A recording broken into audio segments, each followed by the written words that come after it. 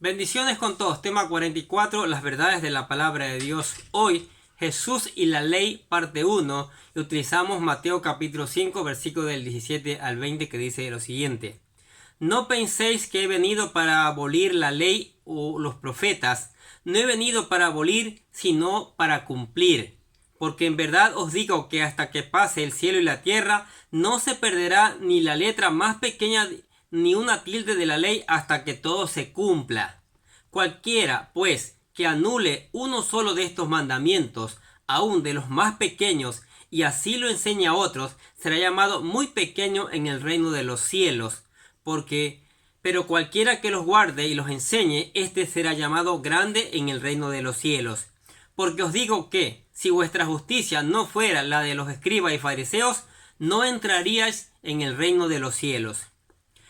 Ya Jesús nos ha hablado en las bienaventuranzas acerca del carácter que debemos tener los herederos del reino, lo que debemos ser, y en dos metáforas nos declaró sobre la influencia que debemos tener en este mundo, lo que debemos hacer. Como consecuencia de nuestra decisión y de vivir una vida piadosa acorde al reino de los cielos, ahora inicia una serie de enseñanzas acerca de la vida práctica implicada en el discipulado de aquellos que forman parte del reino de los cielos. En este tema, Jesucristo incluye, o en este sermón del monte, a los suyos para que actuemos como dignos representantes ante el mundo que nos observa, para que nuestro comportamiento haga la diferencia y vaya más allá de lo que la secta de los fariseos hubiese imaginado. Es interesante que Jesús ahora hace un despliegue de las enseñanzas antiguo testamentarias, haciendo un contraste entre la letra propiamente de la ley y el espíritu con que la misma debe ser cumplida. De esta manera nos muestra el propósito para el cual vino a este mundo. Entrando al versículo 17, Jesús inicia esta parte hablando de la norma de justicia que debemos llevar los que somos parte de su reino. Por esto se ha titulado esta sección como Jesús y la ley. Después de terminar su resumen de la descripción de quienes entrarán en el reino, Jesús hace una referencia a los que todo el mundo suponía que se incluirían los líderes religiosos del pueblo. Debido a que esta discusión tiene que introducir un conflicto acerca de la ley, Jesús define el marco dentro del cual la discusión de la ley tiene que presentarse. Por un lado, Cristo aclara que no ha venido a abolir la ley. Cualquier mensaje que dijera que la ley ya no sirve no ha venido de él. Jesús vino a cumplir la ley, no a abrogarla. Como judío, aclara que vino para hacer posible el cumplimiento de lo que la ley exige. Pero, por otro lado, hace saber que, aunque la ley tiene que cumplirse, ningún hombre, sin la ayuda de Dios, la puede cumplir, incluyendo a los fariseos que se ufanaban de cumplirla. A todos les hizo conocer que las prácticas externas nunca podían satisfacer lo que la ley exigía en el corazón del hombre. Capítulo 1. Jesús aclara que la ley es eterna. El carácter eterno de la ley. Primero, antes que nada, es bueno definir que, para todos, tanto para Jesucristo como para los religiosos de su tiempo, la ley tenía un carácter eterno. Por esta causa, Jesús declara en el versículo 17, no penséis que he venido para abrogar la ley o los profetas, no he venido para abrogar, sino para cumplir. Segundo, con estas palabras, Jesús hace el pronunciamiento más importante de todo el Sermón del Monte, ya que deja bien claro que todo lo que se ha dicho hasta el momento de él con respecto a la ley es pura invención de los grupos religiosos que le acusaban.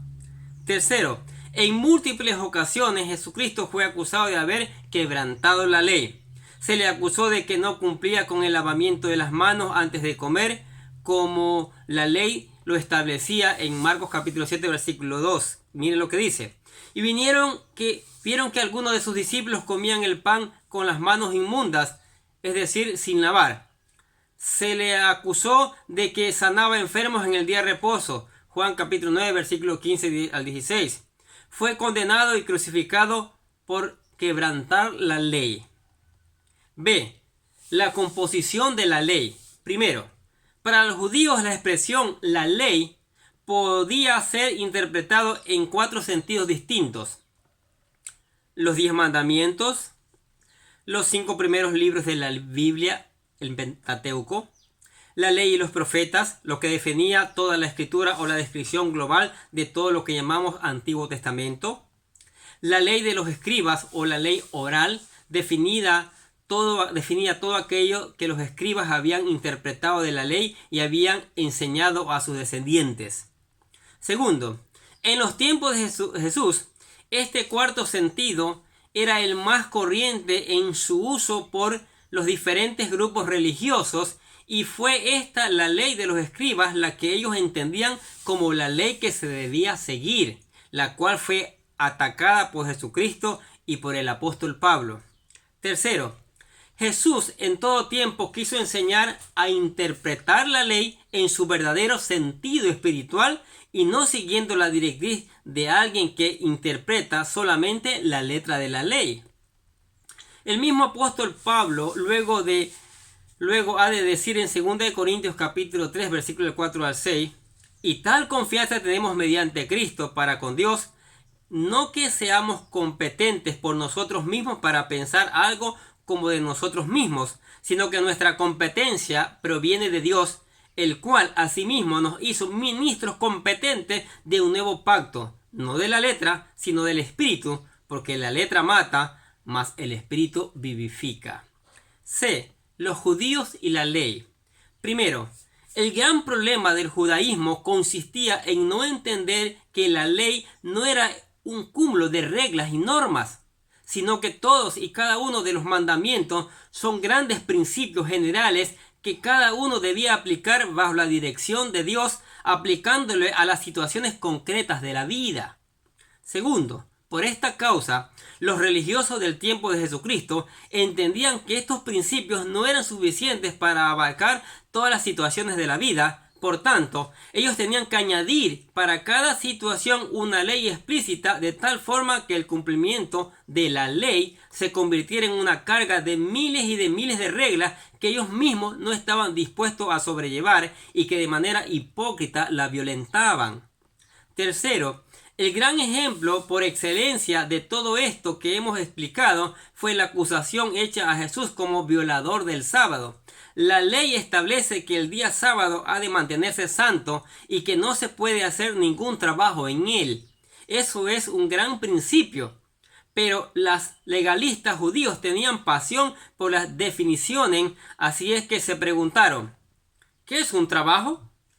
Como trabajo se clasificaron toda clase de cosas, por ejemplo, llevar una carga el día sábado.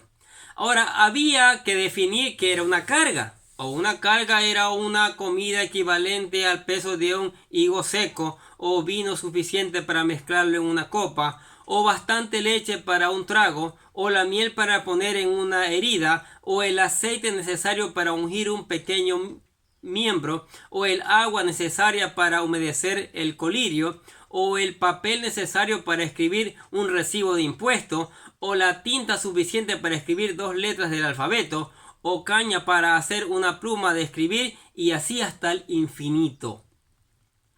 Así pasaban horas y horas discutiendo de las situaciones de la vida a ver si eran violaciones al día de reposo, al punto tal que llegaron a decir que un sastre quebrantaba el día de reposo si salía con una aguja prendida en la solapa o a alguien se le ocurría cargar a un niño.